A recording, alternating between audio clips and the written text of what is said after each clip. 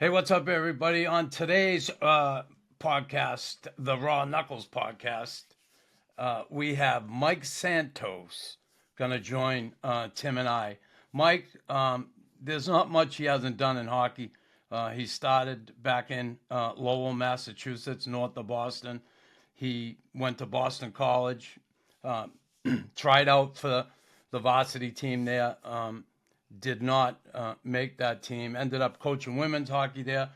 Went down to New York, worked for the NHL head offices, worked as assistant general manager for the Islanders, for the Panthers, the New Haven Nighthawks, and also the Norfolk Admirals. There isn't much he hasn't done in hockey, but you got to tune in to see what he's doing now. He has a website called Team 33. It's a scouting website, management website where you can go in, find all the recent analytics on every player in the NHL, every player who's been drafted. A couple of National Hockey League teams are using it, Montreal and Anaheim, and other teams are looking to certainly get this program for their organizations.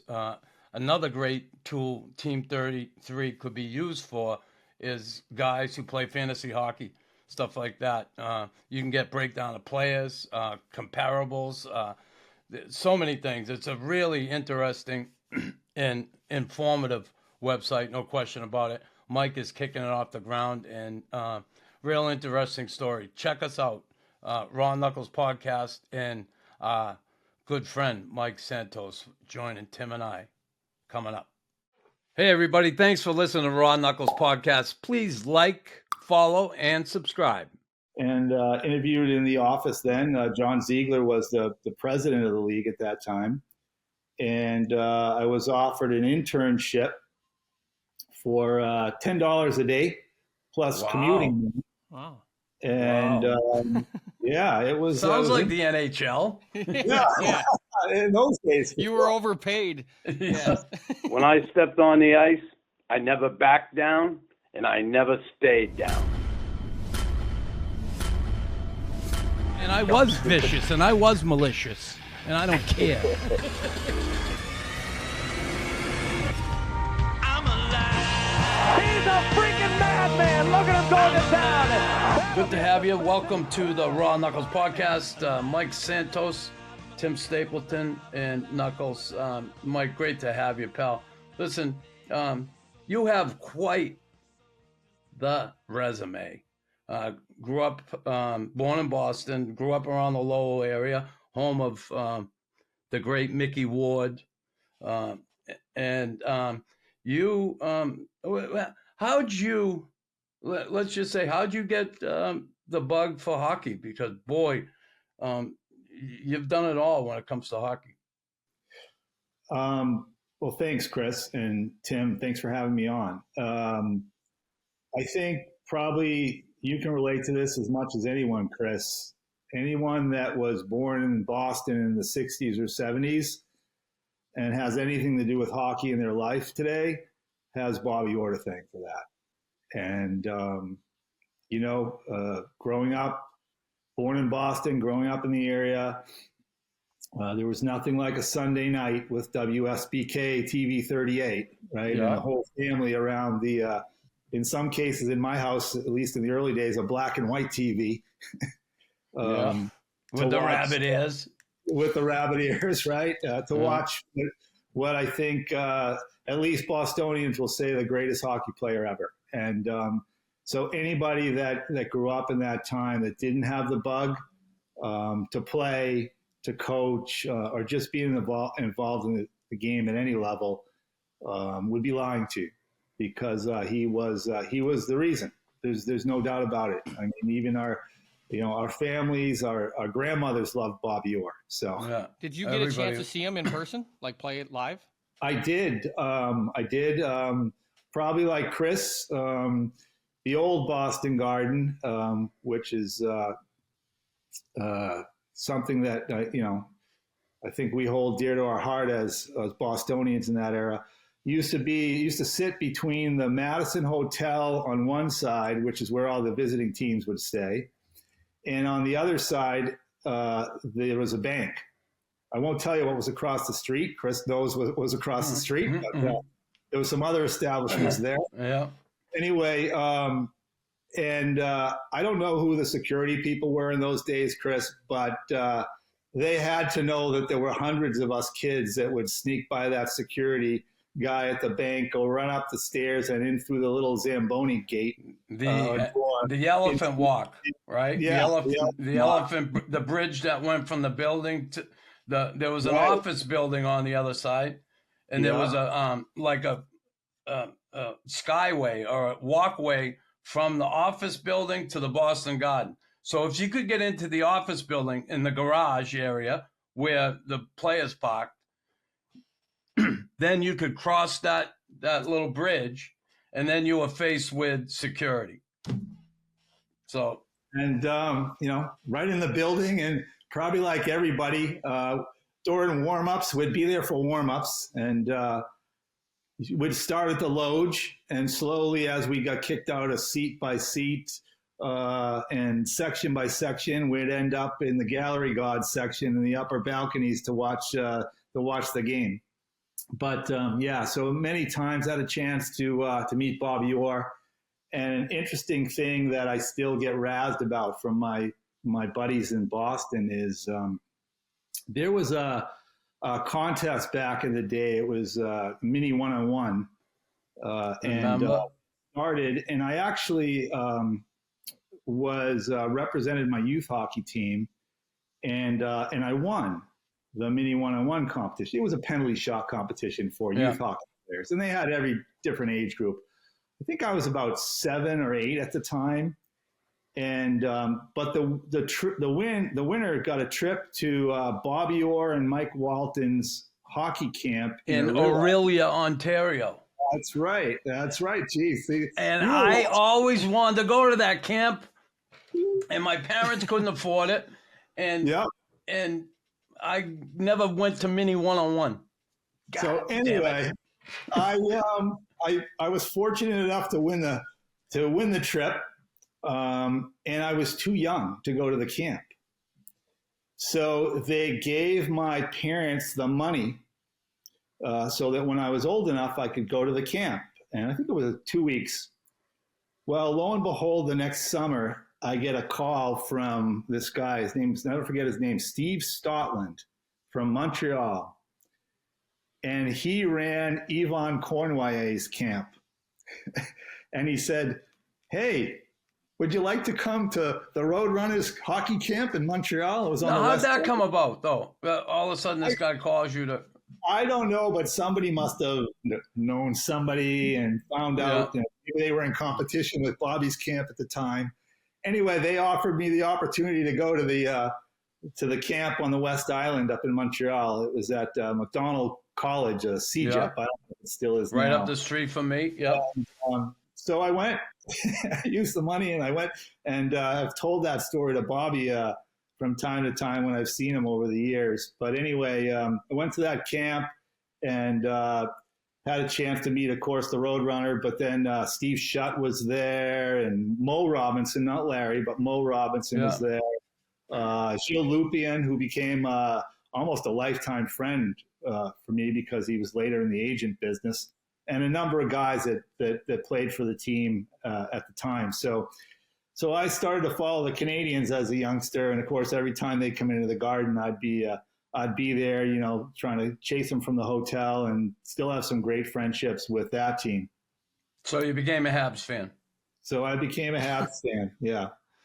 Good for you. Wait, you won a penalty shot contest? Is that what you said? Yeah. Yeah, they used to have these. What was the move? Like, you couldn't be. Was it just fake shot 5-hole? Like, what was the move back then? It was actually they helped. Like, they would select. You would have a little competition with your youth hockey team, and they'd select, the goalie and the shooter from that team. And then they had different youth hockey programs from around the state of Massachusetts, maybe even later in New England, and they brought you down to the Garden, and they had a competition. It was like a round robin tournament, and you got each team got 3 shots, and so you had 3 shots, and whoever won went on to the next round until you got a winner. And I think there was probably at least 8 teams, so I think we had to win like 3 rounds to win it at the Garden, and sure enough. Funny stuff. So you play your youth hockey and you know up in Lowell, and then you work your way high school hockey, and you end up going to Boston College. What was your time at BC like? 'Cause boy, that team, that school certainly was stacked, and you're trying to make a hockey team that has a whole lot of potential NHLers on it. Where did you fit in that whole group? I didn't, Chris, which is Okay. what sort of changed my direction. But you're right. I got to BC at a time when there were so many talented players. In Massachusetts in particular. And the unique thing about BC at the time is there were no Canadian players. All the players were essentially from the Boston area. That was Snooks Kelly, the old coach at BC. He was from Cambridge, Mass. He was a BC guy, and that's what he wanted. He wanted a program that was for the Boston area kids. Like everybody else, the goal really as a Bostonian growing up was to play college hockey, and there were a lot of great programs around the area, but none like BU, BC, Northeastern, and Harvard, right? I mean, the Beanpot schools. And so, like everybody else, my interest was to go there. I was a decent high school player. I played 4 years of varsity hockey in high school. But then you arrive on a campus with players that have, whether it's Bob Sweeney or Brian Leach or my roommate Ken Hodge, Kevin Stevens. I mean, these aren't guys that just went on to play professionally. These are guys that had long, NHL careers and in some cases Hall of Famers. So I had the opportunity then to switch gears, and I started coaching the women's team on campus At BC. Now, BC. how many years at that point was women's hockey at BC? Didn't it just kind of start around the 80s? Yeah, it started maybe 3 or 4 years, 5 at the most, before I came on campus. It was primarily a club level program around the country. Yeah. Northeastern had a very strong program in those Always, days. right? University of New Hampshire, but it certainly wasn't anything like it was today. Yeah. But it was great, and my roommates were all off and involved with the varsity team, and so I had the opportunity to stay with the hockey thing and pursue it through college. So you never played any games at BC? No. And not who was the coach then? Was it Lenny? It was Lenny, yeah, Lenny Siglarski. Okay, so Lenny was coach. So you didn't play any games, and you decided, listen, I'm going in another direction. You coach women's hockey. You coach there. You graduate from BC, and then where does Mike Santos go from there? So after college, like so many guys, except for my roommates who were all going to training camps. What do you do now? So obviously I had a love for the game. And what I did was I started to send letters and resumes, although there wasn't much on the resume, around to NHL clubs and the league office. And I received a response from the NHL office in New York asking me if I would be interested in coming down for an interview. And I think I received one other positive response from Pittsburgh. But anyway, Richie Folks, an old Hockey East referee from Southie, who you probably know, Chris, was an Amtrak engineer. So he got me on the Amtrak, and I went down on a Friday to New York and interviewed in the office then. John Ziegler was the president of the league at that time. And I was offered an internship for $10 a day plus Wow. commuting. Wow. And yeah, it was. Sounds it was like the NHL. Yeah. in those days. You were overpaid. Yeah. And yeah, it was a Friday afternoon, and they asked me when I could start, and I said Monday. So I left there and found a payphone and called my mom and told her that I had taken an internship in New York, and she said, "Well, what are you going to do now?" And I said, "I don't know." I had the only suit I owned on that I was wearing, and I spent the weekend in the Port Authority bus terminal, Chris, which I'm sure you're familiar with, on 42nd and 8th Avenue. And I can tell you, Tim, that the Disney store wasn't around the corner at that time of the Port Authority. But I stayed there for the weekend and found my way to some contacts and somebody who knew somebody who had a cellar that they would rent that actually had a bathroom in it with a sink and a shower and a toilet, and rented that out for the year. Bought a cot at a yard sale and a sleeping bag, and that's where I lived for a year. But the other thing I did that Monday right away is I contacted the Islanders, the Rangers, and the Devils, and all three of them allowed me to work game nights. So while I worked game nights, I would do stats at different games and sometimes help the visiting broadcasters. They paid me usually about $35 a game. I'd get a free meal in the press room, and it really gave me an opportunity to network and meet a lot of folks. And I that was 88, 89, which I believe you were with the Rangers that season. Yeah, Chris. I was. Yep. Yes, I was. That's when Knux was old, right? That's when I was old. No question about it. If you're like me and you're going to play some golf this summer, you have to check out this hidden gem. Windmill Heights sits atop the beautiful hills in Notre Dame de El Perot. They have affordable rates and they offer customized membership opportunities for all levels. If you want to book a tee time, call 514-453-7177. Hit them straight. If you love your pet like I love my St. Bernard Adele, you'll want to feed them a balanced, biologically appropriate raw diet. The reason I've chosen Formula Raw is because all blends of their food are locally sourced and they consist of exclusively human-grade meat and organs, as well as fruits and vegetables. And all products used are hormone and antibiotic free. So like I said, if you love your pet like I love Adele, you choose Formula Raw. Make sure you go to formularaw.com and use the promo code RawKnux at checkout to receive 10% off your first order. That's RawKnux, RawKnux. You go back to the NHL, work in New York from 91 to 97. So when you're working there, the NHL, you went to law school while you were there at St. John's University School of Law at night. You get your law degree. Now, was that all like in the plans to at some point maybe get into a front office job like you did with the Islanders? I hope so at the time. It didn't happen exactly that way, or maybe that's how I would have planned it.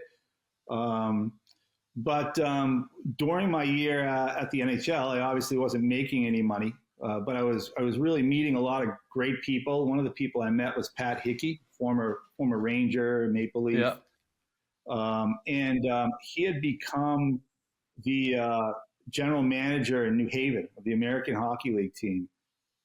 That was actually, again, another part of what happened when Gretzky was traded to LA.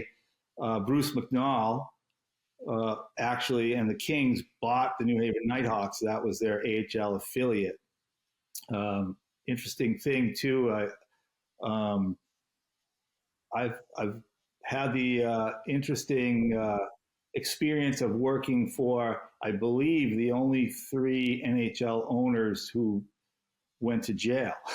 Yeah, they got ousted. Yeah. Yeah, I mean, Bruce McNall, who owned the Kings, and then John Spano with the Islanders, and Boots Del Biagio with the Predators. So I certainly had some experiences there. But so I spent a couple years working in the American Hockey League in New Haven, which again was a great experience for me.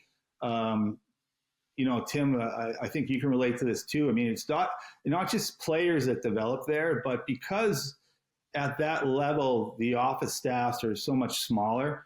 I mean, you really get to learn a lot of different things and get involved in a lot of things that maybe you're not involved in at the bigger levels. So I had 2 great years there, really interesting years there.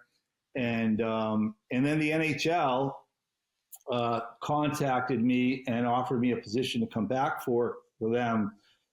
Something that had started while I was there in 88, 89, they were planning to change the NHL All-Star game from a game to an NHL All-Star weekend.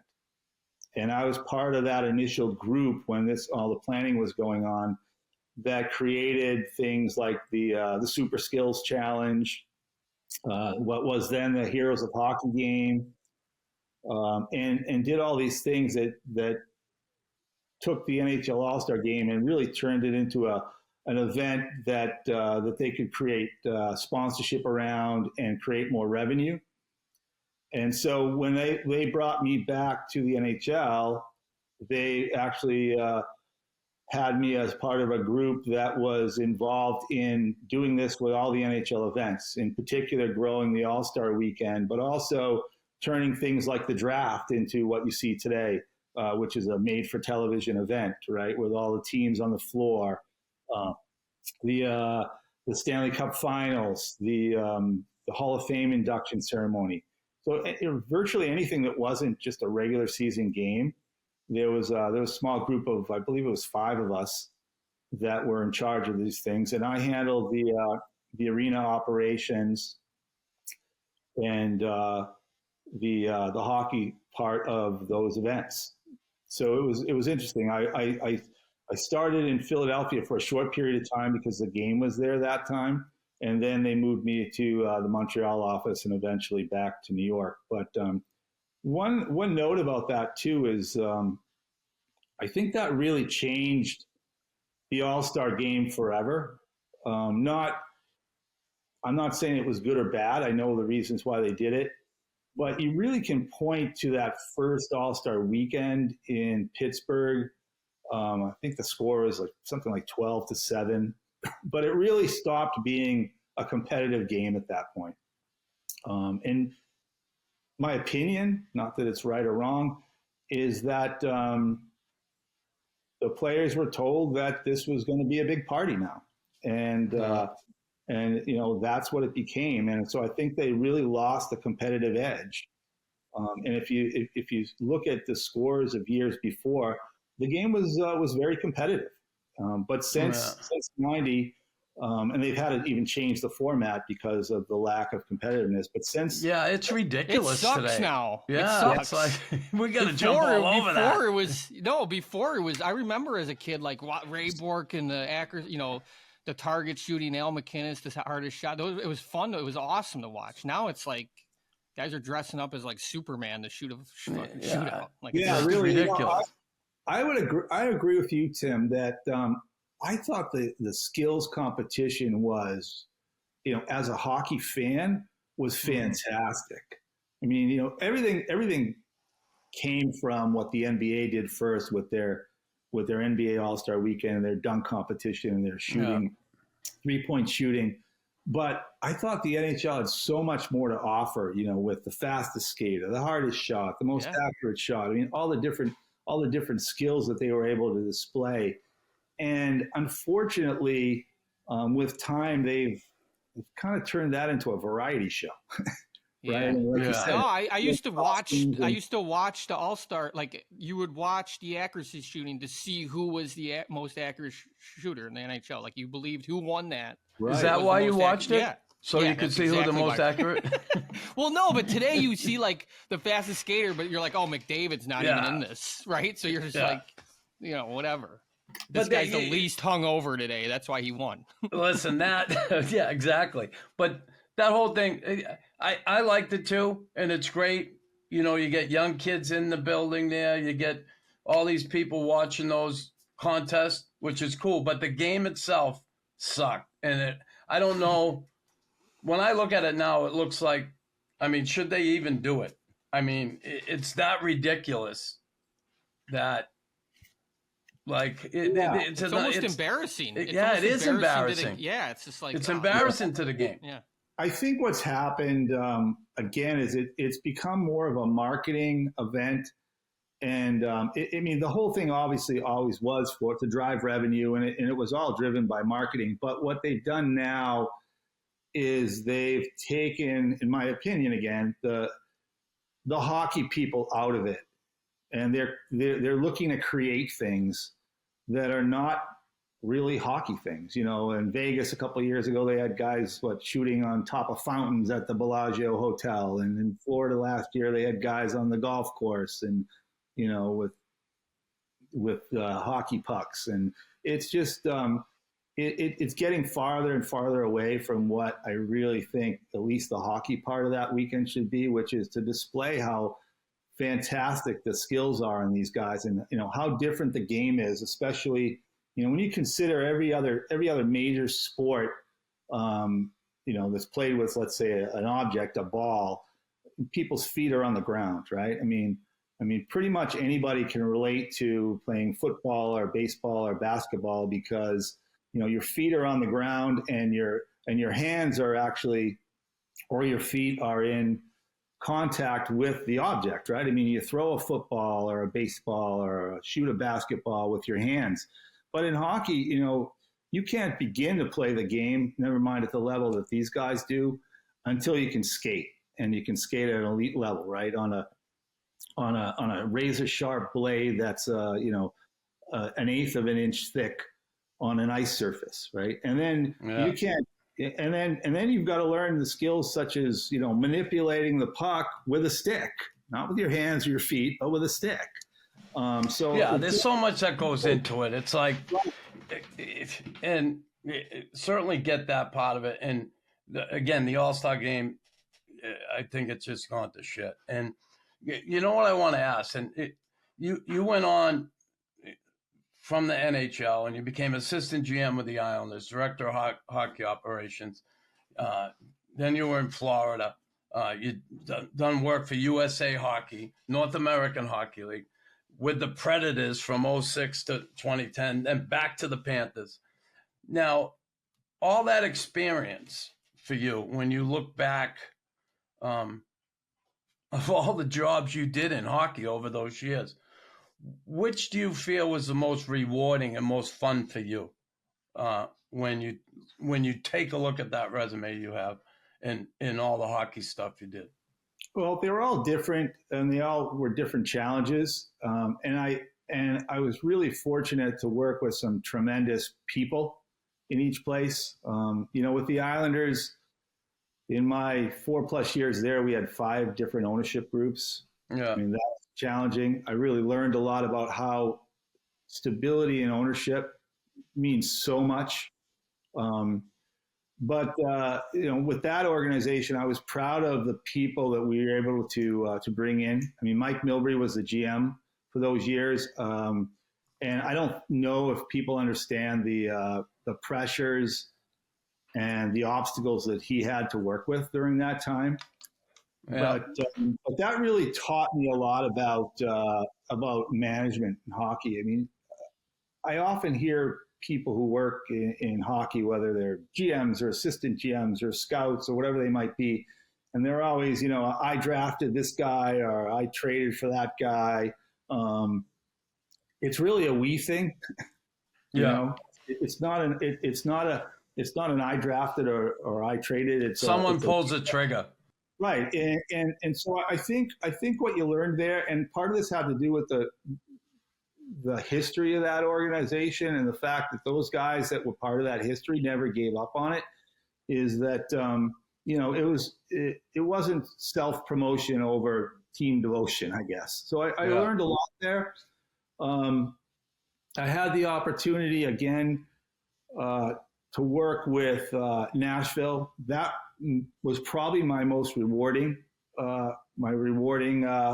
stop, just because it was such a new market, a market that really knew nothing about hockey, and to be a part of that team becoming a regular playoff contender. And see it build up right from scratch, basically, right? Only 4 years, and knowing how much that organization has done to build the whole city of Nashville. I mean, for those of you who went to Nashville, I don't know, Tim, if you were there, Oh yeah.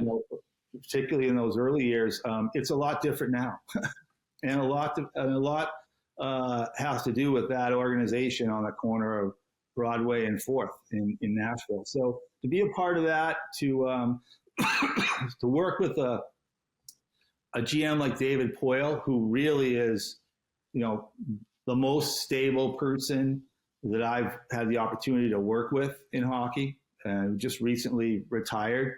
Yeah. And to be surrounded by one of the most professional athletes, one of the two that I would say the most professional athletes I dealt with in my time, Paul Kariya.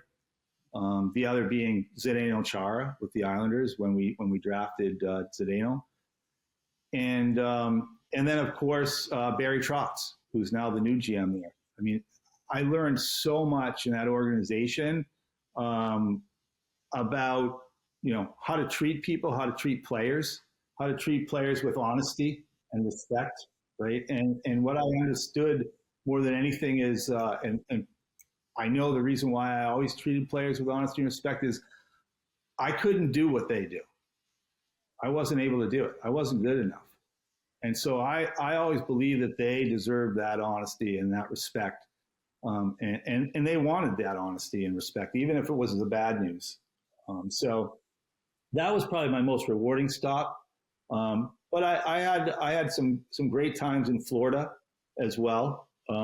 Bill Torrey, who was a mentor for me. I met him when I was young. First worked for the NHL, and always sort of took me aside and was always there for me. And really was the reason I went to the Panthers the first time, never mind the second time. He was a great mentor for me, and really was a historian of the game. I mean, he covered so many areas, did so many things. He was terrific. You got any good Mike Keenan stories? You crossed paths with him, didn't you? Yeah. I happened to listen to your episode a while back when you had him on the episode, and I think he. When he said he was a nice, I said, Yeah. everybody says you're a prick. He said, yeah, but I'm a nice prick. Yeah. But I mean, as somebody who played for him, Tim, I think you figure him out after a little while. One of the things I actually admired about Mike is he really wanted your opinion. And he didn't want you to sit on the fence. He didn't want you to tell him what you thought he wanted to hear. He really wanted you to be your own guy. But I got a couple of stories. One that was passed along to me that I wasn't present for, and I wasn't even part of the organization, but it was actually Colin Campbell that told me this story way back when. The year he coached the Rangers and they won the Cup, which would have been 93, 94. He was having meetings with the players at the beginning of the season, and he had his one-on-one meeting with Adam Graves, and he asked Adam, "What have you ever won?" And Adam said, "Well, I won the Quebec Pee Wee tournament, and then I won the Air Canada Cup as a midget. I played in Oshawa and won the OHL championship. We won the Memorial Cup. And then in the AHL, I won the Calder Cup with the Adirondack Red Wings. And then my rookie year, I won the Stanley Cup with the Edmonton Oilers." And Mike looked at Adam and said, "I mean, lately." And Adam went over the desk at him. So, but that was Mike. He knew how to get a stir out of guys. I mean, there were all sorts of stories, but he was very good to the staff. He definitely challenged players. I can remember in Florida when he told Stefan Matteau that, who is a longtime player of his, that played with him in Vancouver and Chicago, and brought him to Florida at the end of his career, and told Stefan, who was a wonderful guy, that he wasn't good enough to come in the front door anymore. So the next day, Stefan pulls into the garage. He's coming in for practice, and Mike's waiting for him there and tells him, "I told you the back door." So then Stefan goes down to the next door, and Mike runs down. He said, "No, I'm the back door," and makes him walk all the way around the arena to get in the building. Those types of things. But and this is the guy that scored, Game 7 over, right? Like Matteau, and it's crazy. It's like, dude, this is the guy, the reason that you won a cup. Yeah. But, man, that's funny. Look, he's been successful, right? And so there's something to it. So I think you're right, Chris. He's a prick, but he's a nice prick, right? Yeah, he is. So all your experiences in hockey, you start back again as a kid in Boston. Bobby Orr gets you going. You make your way through the NHL, through management, and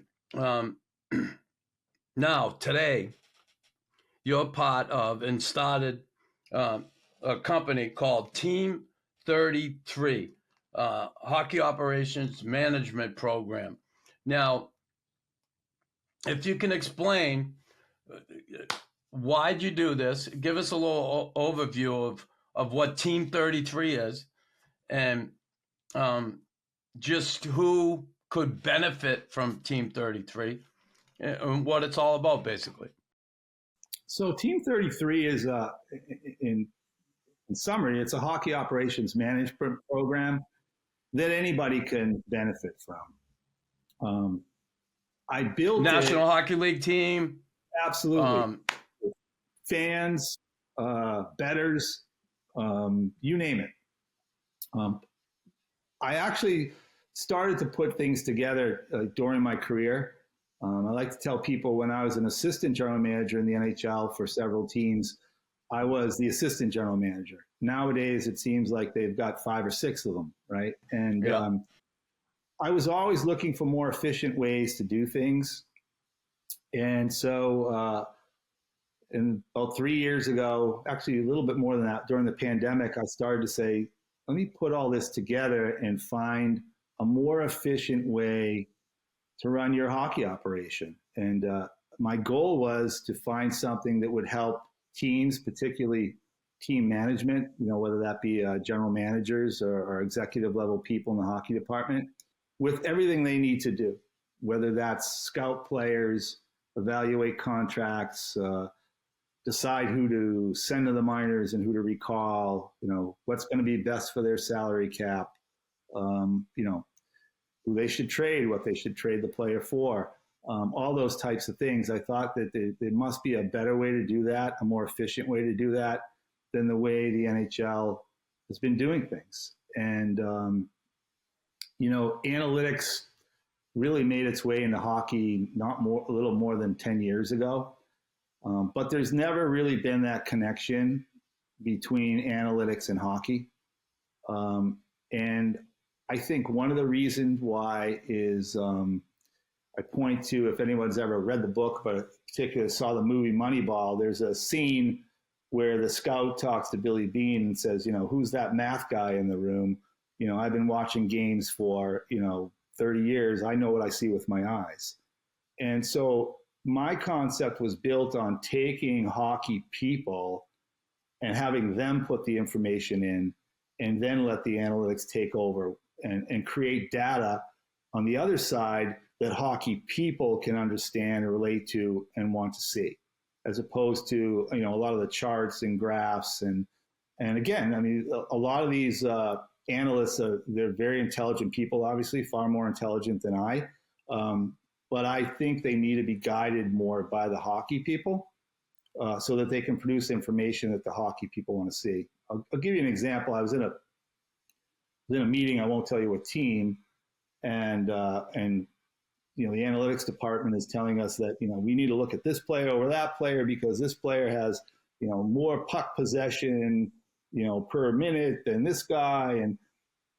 And I immediately asked them, I said, do you know who Mike Bossy and Brett Hull were as players? Like, they couldn't, no offense to either one of them, but they couldn't carry the puck from blue line to blue line. But let me tell you something, that puck wasn't on their stick for a fraction of a second. It was in the net. So I think, again, you need to take information that's produced by the people that really know the game and do the right things with it. And who knows the game better than people that played it, especially at the highest level, people that have coached it and scouted it and managed it at the highest level. So the other part of this program was to try to find a way to involve, in particular, former players who are looking for something when they leave the game. And I think both of you guys would know that all too well. It's not as easy as you think when you finish your career, and some sooner than others, to take the thing you love the most and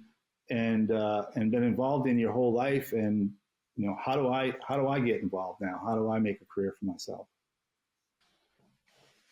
So, Team 33,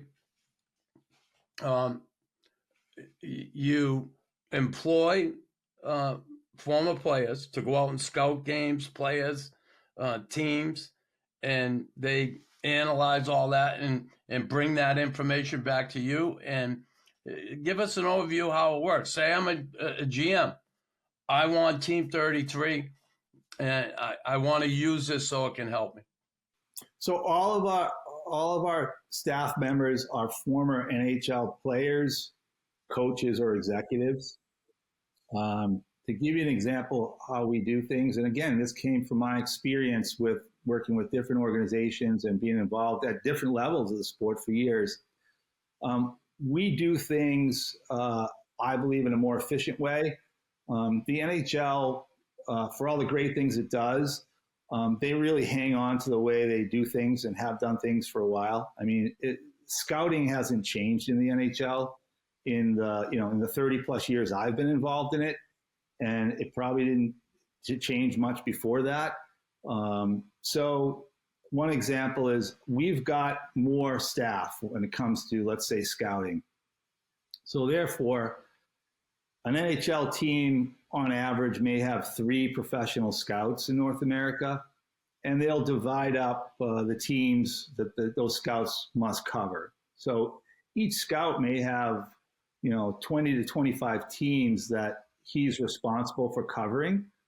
And over the course of the season, with all the travel, all the expense, they may see those teams 6, 7, 8 times at the most. I've got over 20 professional scouts on my staff. Each one's responsible for anywhere from 2 to 4 teams.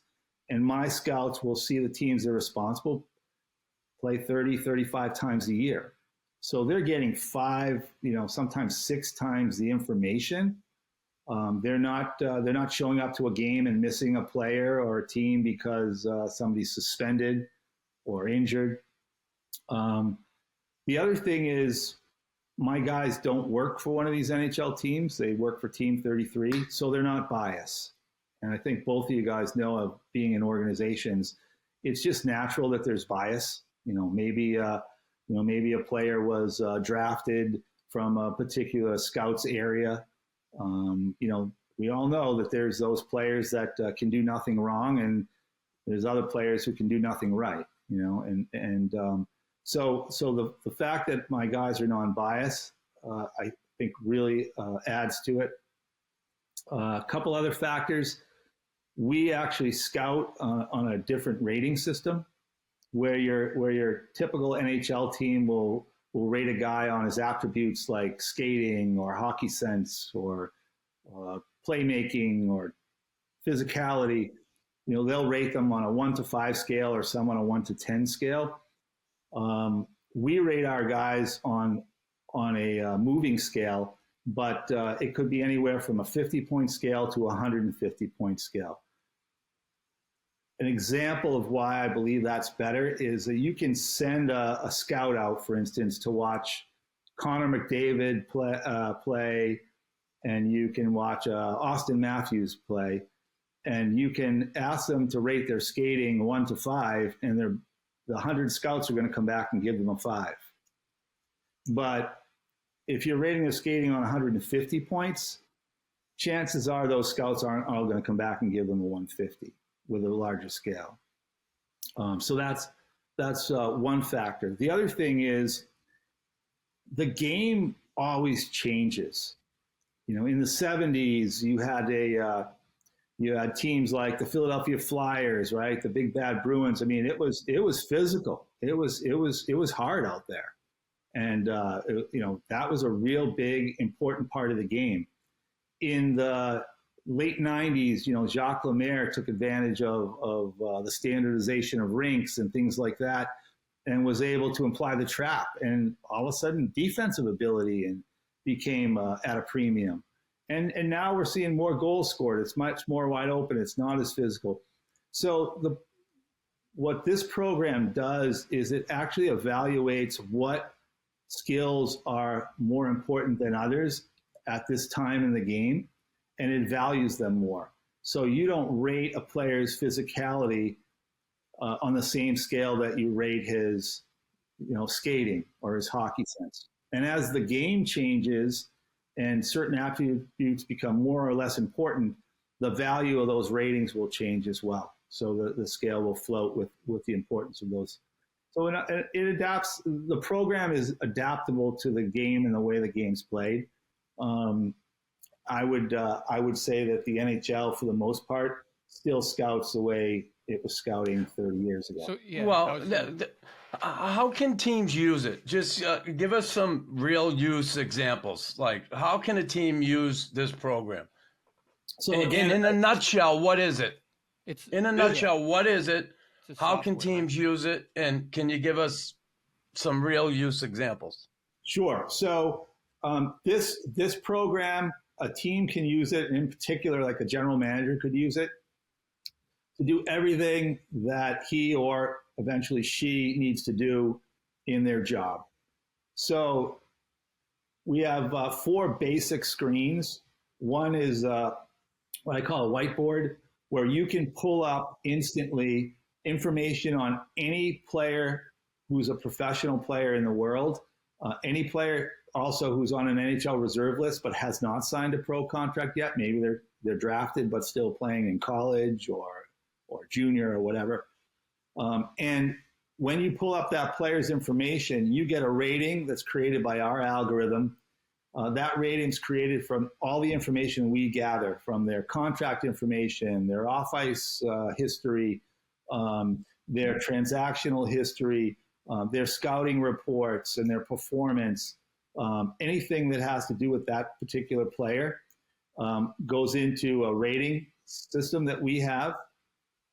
And then also we have all the players' stats, typically going back to, midget or high school or prep school, junior for sure, on that player. We also can manipulate those stats and look at different things. We also have video and scouting reports from the games that my scouts cover. So if my scout covers a player and writes a report on him, that report's visible, as well as the video from that game. We also we use Instat, which for those who aren't familiar, that you can actually break down a player's video and see whatever you want to see for that player from particular games or from a season, whether that's his accurate passes or his breakouts or his penalties or his hits, whatever it happens to be. So that's the first screen, and you can compare and contrast players. We also have a screen which is called the War Room, and with that screen, you're able to propose transactions, whether that be making a trade with another organization, deciding who to loan to the minors and who to recall in his place. Maybe it's at this time of year or what just passed, making that last cut. Who's going to stay on the team, who's going to keep it on the team. You can actually propose that, and the program will give you the information instantly. Not only what you're going to gain or what you're going to lose by that transaction, but how it's going to affect your payroll and your salary cap, and the other types of things that it will do intangibly with your team, whether it be leadership and those types of things that are important as well. We also have what I call the home shopping network for players, but it's an opportunity for if you're looking for a particular type of player, you can do a search and you can put in what you're looking for. I'm looking for a goal scorer. I'm looking for a power play quarterback or a backup goalie. You can put in, he has to shoot left or right, has to be so big. He can't make more than so much money, $1.5 million or whatever it happens to be. If it's a minor league player that you're looking for, maybe he cannot be a veteran so that he fits under the development rule in the American Hockey League. Whatever that criteria is, you can put that in, and it'll instantly give you the list of players that are available that fit your criteria of what you're looking for, as well as all that information that we spoke about, just a few minutes ago, whether it's video, scouting reports, statistics, transactional history, and so on and so forth. And then so you could put in a guy like with attributes, say my attributes. Yeah, what's Chris's rating? Wait, just say my attributes. Say you put them in there today.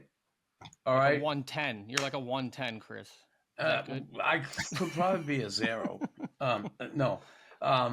But say you put my attributes in and my history in there, and you want to trade me to another team and get a similar player in return, just say, who would that player be maybe today? I don't know. So would you have an idea of that? Just well, I don't have the program in front of me, but Reeves. I was going to say Ryan Reeves is the first guy that comes to mind to me. Yeah. Yeah, but I'm a better player than him. Come on. Come on. Reeves never scored a penalty shot goal. Yeah. He never had 20 goals in a season. Yeah. Come on. But you bring up a good point though, Chris, when you say that, right? Like who would you compare to today? Again, the game's played so much differently. So, so Tim Tom would Wilson. be a better. You're like a Tom Wilson. No. Yeah. Thank I'm you. like a Richard Park. Oh, he doesn't play anymore. No, but why Richard Park? I don't know. Is this based on like appearance? Look, no. Okay. Anyways. Not Brad Park. But what you bring to a team, right, was, in my opinion, right now, without looking at the program, was probably valued a lot more in the time you played than it would be valued today. And so it's hard to compare. We all know it's hard to compare eras, right? Who's the greatest player of all time in any sport and that type of thing, because the game changes. And as I said before, we as in the hockey community haven't changed the way we look at the game. The game's changed. We haven't changed the way we look at it. The other thing you can do with this program, too, is you can negotiate a contract or you can prepare for salary arbitration. So using that information that we gather, you're able to... So you have all the comparatives and... Right. And we can break that down. We can say, okay, we want to find a player that's within a certain number of years of this player's age, experience, games played, is plus minus or his goals scored or whatever the statistical criteria might be, to find that comparable group of players, and we'll know what their salary information is, their salary history is. And so it should tell us where this player fits and where this player should go salary wise. So again, the program will help you do anything you want to do as a manager. So the only thing that's probably impossible to get, I guess, is like you can have all the value you want in a player, but like if everybody hates him on the team, like the character of a person, it doesn't tell you that, right? Well, it doesn't tell you that unless it's something that our scouts know or find out. Then it will tell you that in their profile. I mean, we will comment on those types of things. But it's stuff that we do know about players that is factored into the overall score that the player gets. We have what we call a Team 33 value.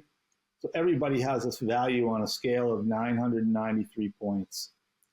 And everything the player does on or off the ice contributes to that value. And an interesting point too is things that happen off the ice, that maybe some people frown upon, shouldn't necessarily be frowned upon. Like I've always believed when you build teams, you need good character, but you also need characters. Yeah, right? You need no both. question. And so I've signed players in the past who I knew offered some of that, I'll call it comic relief off the ice, because you really need that in the course of a long season, particularly in the NHL. Yeah, for sure you do. The locker room, that's important in the locker room. I hear that all the time. People say, oh, he's good in the locker room. I want a guy that's good on the ice. No, the people don't understand how important it is. Now, it's 993 points on the rating. Why is it 993 and not 1,000? Well, we actually, again, we created these algorithms and these formulas, and that's just the point system that comes out. I mean, everything's taken into account where, how this player made his way to the NHL or the AHL or the ECHL or wherever they came from, right? Were they drafted high? So it's, it just doesn't lend itself to just creating a perfect number. And it's also because we don't value everything on 10-point scale or a 5-point scale or 100-point scale. Depending on what's important in the game today, that is given more weight and more value. So the final. Does that value change? Does it change as the season's going? Like if a guy gets hot, if he's in a slump. A player's individual, yes, yeah. So we'll actually, on the player's profile, we'll actually designate whether the player's playing well lately. He'll have a green arrow, it says he's trending up, playing poorly recently. So if I'm making a trade for a guy, and I pop that in, and he comes, and he's on the upward trend or downward trend, it can tell me, well, should I stay away? Should I? And then you look at everything, age, his last 10 games. It's so much involved in it. God, it's like just a wealth of information, Team 33. Can you, Mike, give us some current players, their ratings, to give us an idea? Like, let's say Austin Matthews as opposed to I don't know. I can give you. Or do you want like the Reeves and Matthew, like that kind of difference? Right. So, like, obviously, I don't have the program in front of me, but I can tell you that 993 would be a perfect NHL player. And although we've all known guys that think they are 993s, there is no such thing. I was a 992. Yeah. Out of 10,000. The top players in the NHL are scoring somewhere between 890 and 910. So that's your Connor McDavids, your Cale Makars, those type of players. The first line type players, or the starting goalie, the top pair defensemen, their scores are typically somewhere between 500 and 700. And then a role player in the NHL, like a Ryan Reeves, for instance, he's typically going to score between 150 and 175. So it's not a static number. It's not like 100 to 200 is this, or 200 to 300 is that. No, it's awesome. Like for fans, like they kind of make it more clear. It's like if you're in the middle of a season and you need you want someone like a Tom Wilson, but he's not available. This thing's going to give you the next 15 best Tom Wilson alternates, right? Like that's pretty cool. Right. Or maybe you can't fit that guy in your lineup because he makes too much money. I mean, look, the business. So many variables, right? Yeah. The business of hockey and every sport, but it's become so much more complicated. It's not trading bubblegum cards anymore, right? Like it's not, I'll trade you this left wing for that right wing. It's really, I mean, you've got to consider their salary, not only for this year, but for next year. You got to consider their salary cap. You got to consider, the other things that's going to happen not on the ice. What's this guy going to do to my room? Is it going to be positive or negative, right? What's this guy's track record off the ice? Can we handle that? Can we deal with those things? The sport's just so much more complicated. It really is a business. And I can remember, not to go back now, but when I started at the NHL, the collective bargaining agreement, I want to say, was less than 200 pages long. Within 10 years, it was about 1,600 pages, and now it's even bigger than that. Things constantly change and evolve, and the business and the sport has become more complicated. So I'm a player today. I'm 33 years old. I go on Team 33 site. I look myself up, and my number is around 75. Should I retire? It just says retire. Yeah, well, 75. Well, what's the lowest number for an NHL guy today? Like, what's the number? Well, the lowest NHL guy is going to probably score somewhere in the 50 range. Really? Wow. Yeah, wow. And then and we've got guys. So they must suck. That's a fourth liner who makes shit money. We rate guys. We rate guys as career minor leaguer or a project player. Call-up guy. Yeah, I was advised to retire by this robot, basically. This robot told me to retire. Right? But the interesting thing, though, Tim, you can relate to this as well because of the time you played outside the country or outside North America is we get interest from teams in the DEL, the KHL. In fact, I spoke to yesterday. I just spoke with Alex Kovalev, who's coaching at Spartak in the KHL. They don't have easy access to player information over here. So this is particularly interesting to them, right? And they're not always looking for the NHL star players because they're not going to get those guys that are making the big money and they're in pretty good shape here. But they're looking for the best players they can get and fit in, that'll fit in, money-wise over there. And that are maybe, like you were saying, Tim, you're looking at yourself and you're saying, like, what should I do here? Maybe it's time instead of being a career AHL player here to make the jump over there and make some real money before my career is over. I'm no joke. I'm not even making this up. During the lockout when I was over in Russia, we were looking for guys I walked into the lobby and like the GM, the coach, all the staff was behind the computer and they were just on Hockey DB. That's what they were on, just trying to, and they're like, that's what they're going off of. So you're right. They definitely don't have the access. So another example, I spoke to Marcel Gotch, another one of my former players here who's working in the DEL. And he said pretty much what you said. He said, they need a player. You know what they do? They make 50 phone calls over here. A lot of times they're calling agents.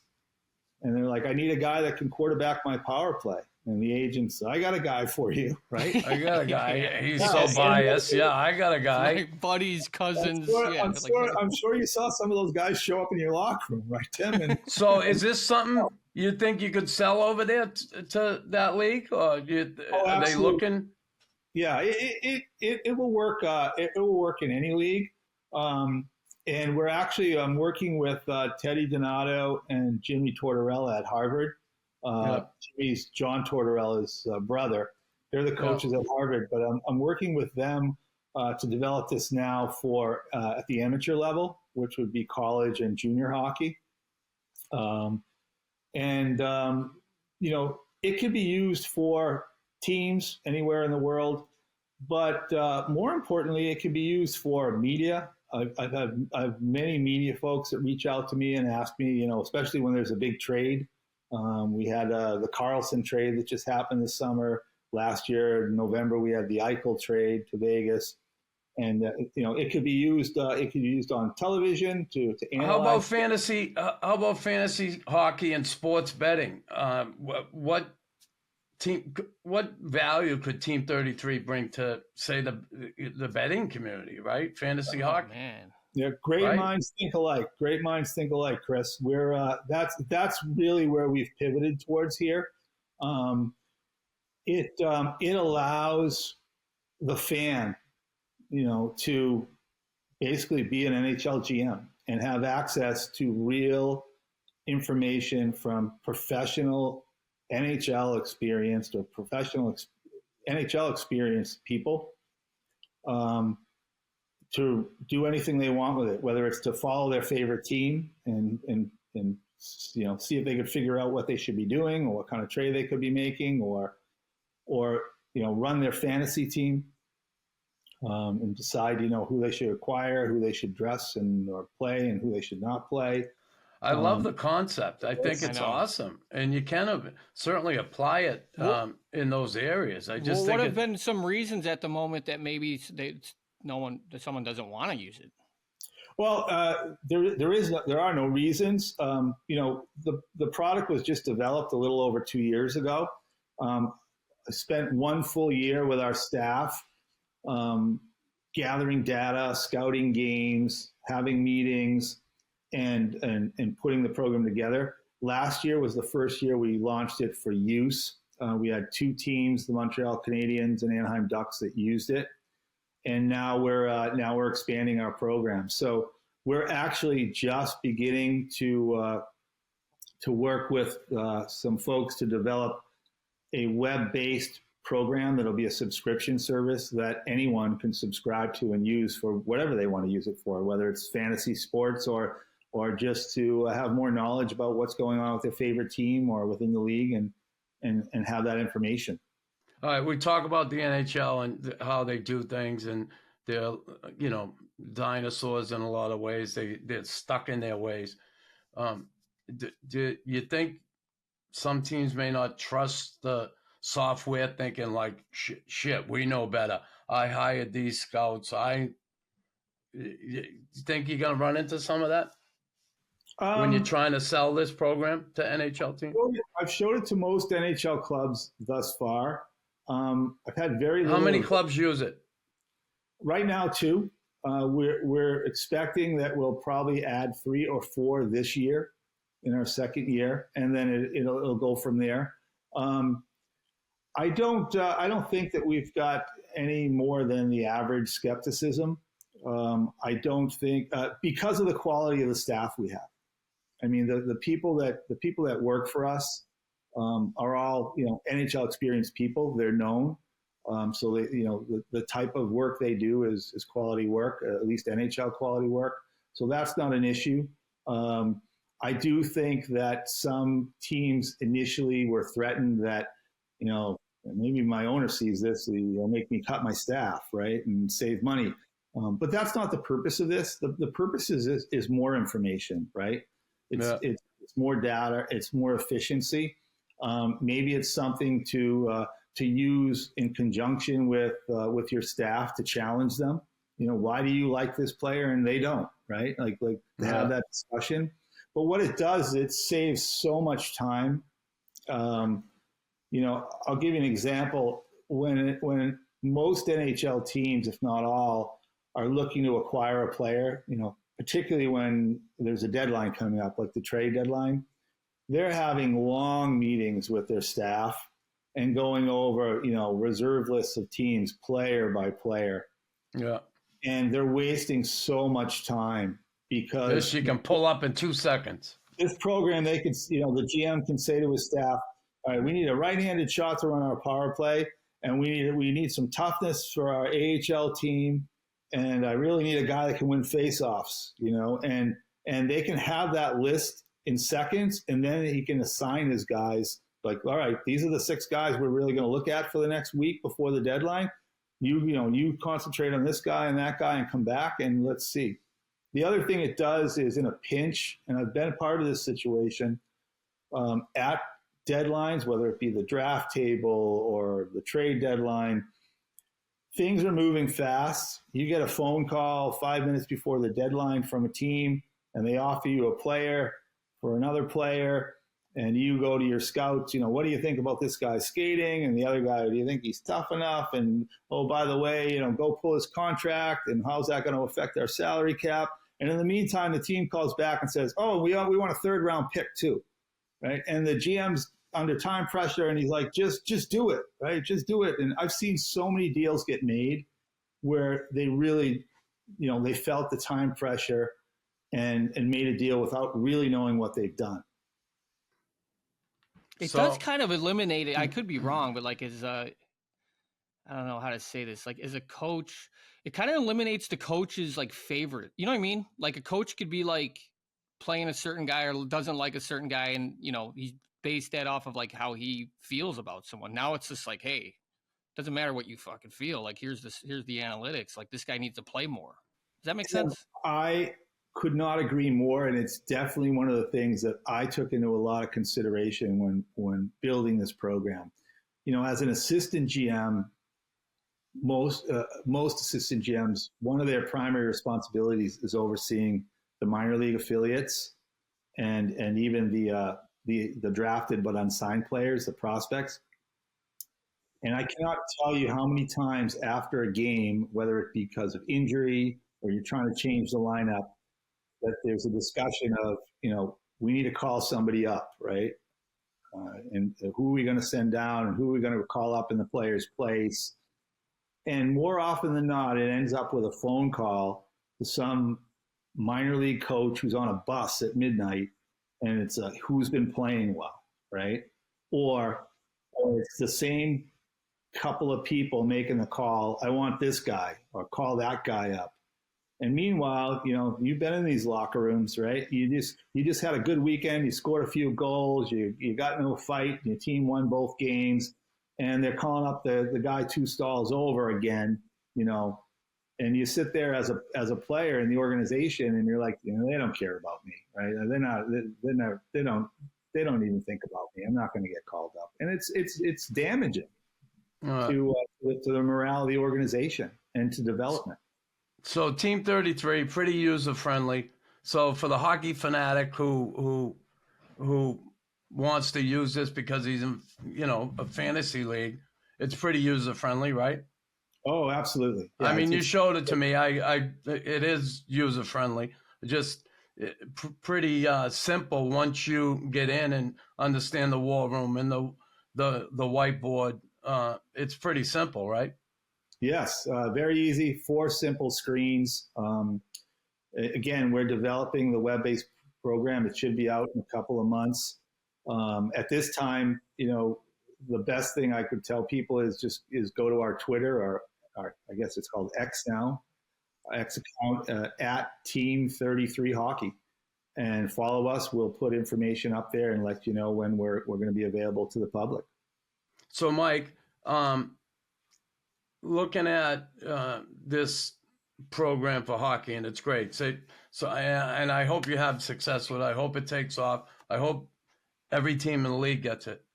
Could you apply this to other sports? Could you do this in football? Could you do it in baseball? A lot of analytics, so probably say football, basketball. Could you do similar thing? Absolutely. I mean, we are thinking that way. Of course, we would have to employ the experts from those different sports, whether they be former scouts or players, general managers, and whatnot. But yeah, that's down the road. We're hoping to do it. Right now, we're trying to perfect this for hockey. And again, I mean, you allude to it, Chris. This isn't really me. This is our whole team. I mean, this is a team of experienced people. I mean, I could start naming names, but I'd leave somebody out. But your listeners will know these people, by name. They've played in the league, they've coached in the league, they've managed in the league. I've got a great advisory board made up of all NHL former general managers who all believe in the product, and it's gonna. How about grow. that advisory board? Who's on that advisory board? Give us an idea. One of your favorites. Who you can tap into.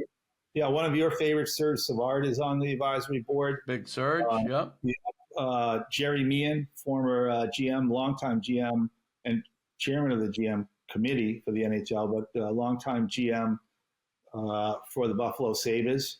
We've got Neil Smith, former NHL GM with the Rangers. Peter Mahovlich, Jack Ferreira, former GM with the Sharks, as well as the Ducks. So we've got some real experienced people on the advisory board as well. On your point system, 993. All right. In the history of hockey, give us an idea, if you can, off the top of your head. who would the 3 highest rated players be? For me, top of my head, I would probably say the 3 highest players would be Bobby Orr, B.O. Rocket Richard. Wow. It would be very close between Wayne Gretzky and Mario Lemieux. And I'll throw a goaltender in there, and it would be probably, I'll throw 2, Patrick Roy and Martin Brodeur. Wow. I would say those would probably be the 5 or 6 highest scoring players. Wow. Understanding that, there's some terrific players now, no doubt. No, but you're a Habs fan. There's no bias there with Rocket and Patrick, right? No, I think knowing the way our program works, Rocket brought so many other intangibles. Right? Along with his skill, Tough. Sure. Leadership. Good in the room. Right? Right. Rocket was incredible. Rocket was shy. Yeah, and that's why, and that's why I think, not obviously because he's one of our favorites, Chris, but I think Bobby Orr brings a lot of those elements as well. Yeah. The toughness, the leadership, the off-ice presence, all that type of stuff that counts and matters. Right. I know we talked off the topic, but again, I mean, there's so many things that have changed that aren't necessarily good or bad, but one of the things that I really miss is the way teams travel now. And what I mean by that is, it's been 30 years almost now for this, but charter aircrafts, not staying in towns after games, NHL players don't have roommates. Bonding. All that stuff that really creates a team, right, is missing. And it's all the stuff that I'm sure both of you still have, fortunately, you still have in your life, because we all need these people for the rest of our lives, right? When we're down, or when we can help somebody else that's down. Like, those are all developed, with the time we spend with them. But I'll tell you a quick story. I was with Nashville. I was in the box one night at a game talking with David Poyle. It was early in the year, and he said, "Boy, we have no chemistry out there with our team." And he's like, "What's the problem?" And I looked at David and I said, "They don't know each other." And he said, "What do you mean?" I said, "Well, think about it. We go on the road. The players drive their cars on the tarmac. As soon as they get out of the car, they put the headphones on and they got the phone out. They get on the plane and, they're all on their iPads or their phones or headphones on. They get off the plane, the phones go on again. They get on the bus, they go to the hotel, and they get their own hotel room. And, they don't spend the time away from the ice together like they did back in the day. And I think that that's real important. I know why it was negotiated, back in the 90s as part of the collective bargaining agreement. But I think those things are missing, and those are some of the things we try to capture when we look at, the complete picture with Team 33. Well, I don't know if you said this, but I was just thinking, like, this obviously has been really portrayed as, like, with the GMs and all this stuff that could help out. But, like, is this kind of benefits the player? Will the player have access to this? I mean, once we have a web-based program, a player could subscribe to it as well. Well, I was just thinking, like, it's such a very specific rating, and it all details of the game. I mean, you could, as a player, like, not every player is being talked to, or players got to get patted on the back and be, this thing can really kind of, it could go good and bad, but in a good way. Like, a player like myself, I could look at it and be like, why is my rating like this? And then I can see, I'm actually turning the puck over 3 times a game, right? So I'm lying to myself. I think I'm playing well. Or you get on the plane, and every player's like looking at their rating on the phone. Right. Yeah, I mean, look, they do it with these games now, right? I mean, you hear about the NFL players. They're all complaining about their Madden rating, right? And things like Yeah. that. But what you're saying, Tim, makes a lot of sense. Like if I'm a player, I want honesty, like I talked to you about before, and they don't always get it. And if it's coming from an unbiased source, you know, professional, experienced people, right, that are watching them play and watching the way they act, then why wouldn't you use it in a positive way, right? Why wouldn't you take that criticism or the accolades and say, okay, this is what they say, so this is what I need to work on? Because you're right, they're not always getting the information. It's amazing. You know, there are a lot of folks that don't like confrontation. And confrontation it's not a negative thing, right? It needs to be a positive thing and a necessary thing, right? It's you know, it's a good thing. Just like, you know, but there's so many people that, you know, we've all been in those situations, right? Where somebody just sugarcoats something, or they don't want to give you the truth. Or, I mean, I've been in situations with teams where they didn't want to go tell the guy that he was getting sent to the minors. So you know what happened? Hey, Mike, go tell him he's getting sent to the minors, right? And I was the guy that went in there and stuff. You had to be the asshole. Yeah, but I learned from that, right? I mean, you guys experienced it at one point in your career. Maybe it's, you know, when the career is over, like, you know, like I heard the story that Ryan Walter was telling you when Serge has him for coffee and says, like, would you like to be a scout? You know? But, no, I want to play. See you later. But you really need it. You need the truth. You need the honesty. And if it can come from an unbiased source, maybe you can use that and make the right decision for yourself, right? I mean, I made a decision as a sophomore in college that I wasn't going to break into a lineup with Kevin Stevens and Craig Gianni and Bobby Sweeney as the top line. So, you know, it's not that way for everybody. And I think there are more guys that want that honesty than what they're getting, which then is don't. Listen, before we wrap up here, one last one. I'm going to ask you, if you're starting an NHL team, okay, a new expansion team, and you're starting from scratch, Mike Santos, who's your GM, who's your coach, and who's on the wish list for ownership? Start with ownership. Ownership, Jeff Vinnick. Okay. I think, you know, I had a home in the Tampa area for years, and I looked at the way that organization floundered, you know, in and out. And I also understand how important ownership is in the big picture.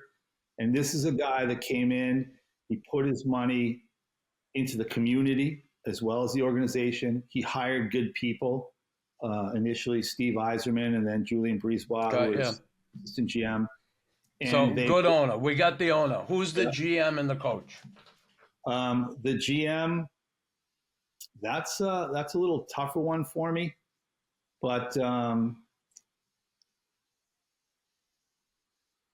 I'm going to go old school on this. Lou Lamoriello. Whoa. Good one. I don't believe, I mean, he's one guy, if I have a regret in my management career in the NHL, he's one guy I wish I had the opportunity to work for. Yeah. I think he's ultimately fair. He does really care about his players. He doesn't do it out in the open. You know, everything stays behind closed doors with the family, and he understands what's important. More importantly, he teaches his players what's important. And what I mean by that is, you know, for years everybody used to give him the whole thing about, you know, no long hair and no this and no that. But let me tell you, what he really did was he treated them the right way. They always stayed at the best hotels. They traveled well. He took all the excuses away and let them concentrate on hockey. And if there was any other reason for them not to be able to concentrate on hockey, whether it was a family or a personal issue, he was right there for them. And I know that. So, yeah, Lou's awesome. He's a good man, good management guy. There's no question. Good person. So he'd be my GM and my coach. Mike Babcock. I'm going to No, he's got a negative 933 rating. I'm gonna take two coaches if you don't mind. Okay. Okay, one can be the assistant. Okay. So I'm gonna take both guys that I worked with, John Cooper. Love John Cooper. And I worked with John when I was the commissioner of the North American Hockey League, and neither one of these guys played in the NHL. And the other guy is Greg Cronin, who I also Crow. These are guys, to me, they're students of the game, but they're students of people and players. They really understand players and what makes them tick. They're honest to a fault with these guys, and they work like the Dickens. And so those would be my two coaches. Great choices for sure. I'm sure those guys with Lou at the helm could take an organization and get it going in the right direction. No question about it. Listen, Mike Santos, I appreciate your time today. It was a lot of fun learning about Team 33, and I wish you nothing but success moving forward with that. I hope this thing takes off for you and you get where you want to go. Thank you, guys, and we're gonna give each of you access to the program so you can use it and give us your feedback and let us know what we can do to make it better and have some fun with it. That's awesome. Really appreciate that. That's cool. Thanks so much. Yeah, I'm looking forward to it. Thanks, Mike. Thank you.